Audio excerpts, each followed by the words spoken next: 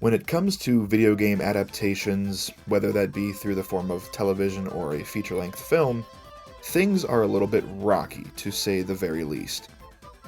On one hand, you have fantastic and well-crafted projects like The Last of Us and Five Nights at Freddy's and the Sonic films, but on the other hand, you have absolute garbage heaps like Assassin's Creed and the original 1993 Super Mario Bros. Movie.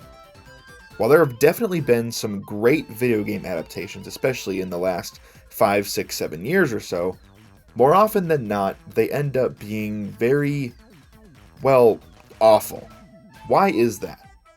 I wish a big movie company would just team up with the creatives of a successful and memorable video game IP and make a great movie out of it while staying very true to what makes the games so special. Is that too much to ask? Enter the Super Mario Bros. Movie, the movie that all audiences mostly loved, and the movie that most critics thought they were too good for. If I'm remembering correctly, I don't think I've talked about this film on my channel before, so I'm happy to do so today. But obviously this is not just about me, it is about you as well. I'm trying to get a sense of community here with us, so please let me know down below what you thought of the Super Mario Bros. Movie. Did you like it? Did you love it? Did you hate it?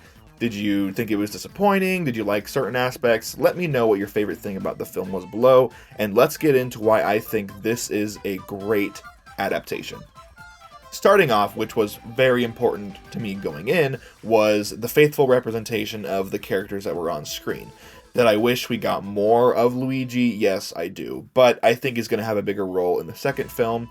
But the movie stayed very true to the iconic characters that we obviously all know. Mario, Luigi, Princess Peach, Bowser, Donkey Kong, which made me so happy. Diddy Kong and Dixie Kong showing up very briefly was also very cool. And in my opinion, the voice actors, they brought these characters to life in a way that really resonated with me, and it kind of had like the Robert Downey Jr. Iron Man effect, where I now see Seth Rogen as Donkey Kong. I now see Luigi as Charlie Day. You know, it left a really great and a very big impression on me when I heard them. And I still remember the day that they announced this movie and that they announced the cast. I was on a road trip with my family somewhere, and I don't remember where we were going, but I was watching the direct with my earbuds in the back seat, and I was really conflicted. And obviously, you know, all the Chris Pratt Mario memes, it was great publicity. I mean, for the movie, those memes are still going on today.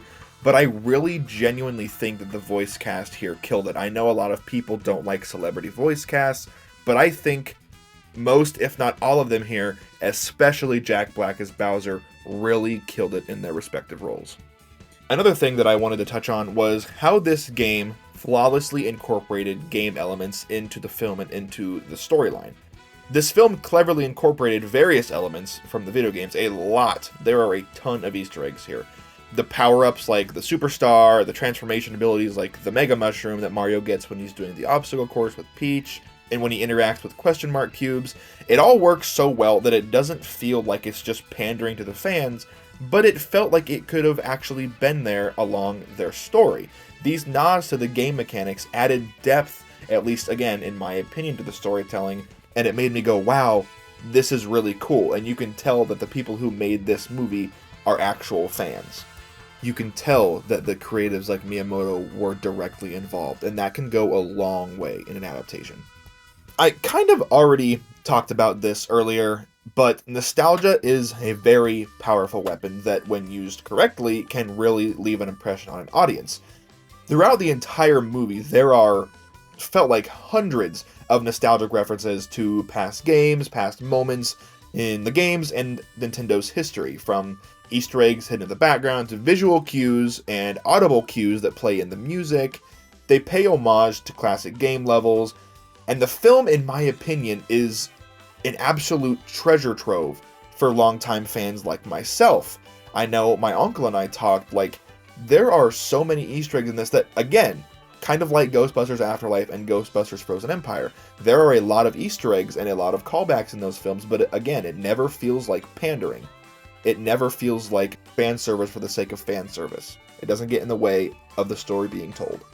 This movie also showcases very creative design choices, such as structuring scenes reminiscent of side-scrolling gameplay like at the beginning, with No Sleep Till Brooklyn playing, to the platforming and the obstacle course with Peach and Mario. It's very, very visually appealing, and the sequences inspired by, Mario Kart, obviously, and Donkey Kong Country were not only Easter eggs, but they also served the story, and it was really, really awesome to behold. This film's animation is absolutely stunning, and seeing it in a theater it was amazing. I don't have any other word to describe it. While we're on the topic of No Sleep Till Brooklyn, obviously, I love that song. The Beastie Boys are awesome. And I also love Take On Me, which plays later on in the film. But there were actual pieces of music that were composed by the composer of the film, Brian Tyler, who did absolutely incredible.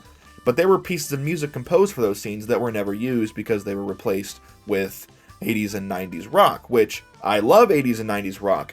But if you go to YouTube and you search Drivin' Me Bananas by Brian Tyler, that's the piece of music that was originally supposed to play during the Take On Me sequence in the Mario movie. And it's got the Donkey Kong Country theme in it. And it's very bombastic and upbeat, and it would have been so cool to hear, but it was replaced by an 80s rock song. I like it. It's a good song, but I just don't feel like it fit in this film at all. One of, if not the biggest criticism that this film got from critics who think they're just too good for this film was that the plot wasn't engaging and the storyline was next to non-existent. I think this film's story was perfectly fine for the story it wanted to tell. 90% of those critics that complained about this film not having a story have probably never touched a Mario game, have probably never even touched a Nintendo console in general. Most Mario games don't have a very deep story. There's not a lot of really deep, compelling lore there, Steve, or Edgar, or whoever gave this film a bad review. I think this film, while staying faithful to the source material, I think the storyline that they told was plenty engaging. The animation was gorgeous, the voice acting was great. Did it need a Schindler's List style story for the critics to give it a good score? No. Again, was this film's storyline perfect and flawless? And no, it wasn't, because it's a Mario adaptation. It captures the essence of the hero's journey that Mario goes on while adding its own twists and turns to keep viewers like me entertained, and I was entertained, as were most people. For fans of the Super Mario franchise like myself, this movie delivers on pretty much every expectation that I had by providing, again, visually stunning and immersive world that feels like the biggest love letter that Nintendo could have given us to the beloved games that we grew up playing. When they got to the Kong Island and they were talking to Cranky Kong about recruiting Donkey Kong, and you hear the Donkey Kong Country theme subtly in the background as they're approaching the giant door, everything in this film just felt like it was catered so carefully and so perfectly for fans like myself and the millions of other people that saw this movie. The Mushroom Kingdom, Brooklyn, seeing Pauline as the mayor of Brooklyn, or of New York. Like, there are just so many references. Again, going back to the fan service.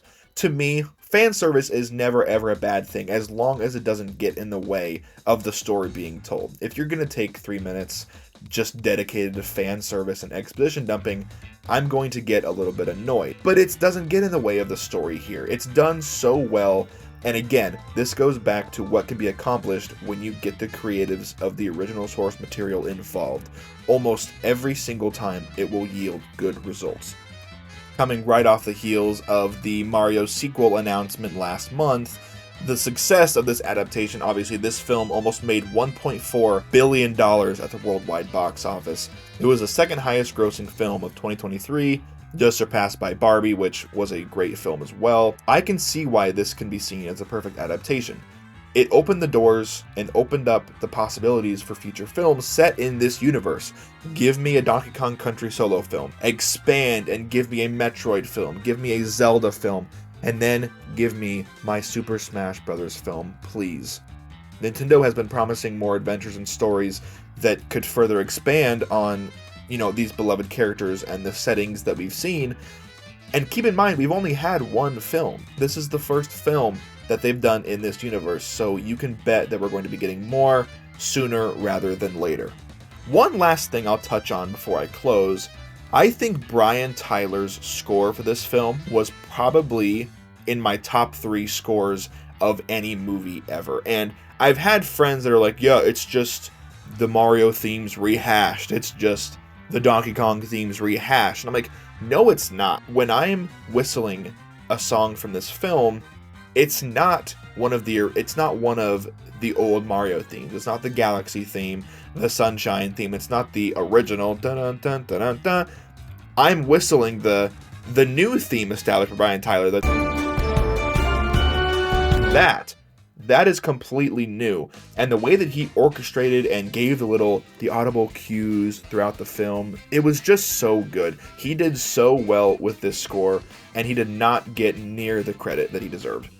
In closing, yes, the Super Mario Bros. Movie from 2023 is a perfect and amazing and outstanding adaptation. Again, it's not a perfect movie. I do have a few problems with it, but it is a perfect adaptation, at least in my opinion. The faithful representation of its characters, the incorporation of game elements, the numerous Easter eggs to look out for, the nostalgic references, the creative design of the worlds and the music and the settings, the voice acting, which all did very well, the fan satisfaction, and the potential for future sequels just makes me so excited for what we can see in the next film. And that's going to do it for this video, guys. I appreciate the support so much. For whatever reason, we skyrocketed past 100 subscribers, and for that, I am so excited, and I'm so grateful for each one of you that thought that my channel was worth subscribing to. I've got some great content cooking, like this video essay you're watching right now, thinking of ways that we can celebrate 100 subscribers, but just, yeah, thank you. My Mario Kart video is already past 250 views, already shooting it up well past every other video that I've done, except for my Donkey Kong video, so thank you for the support over there as well. I appreciate you all so much. I will see you guys in the next video. Take care.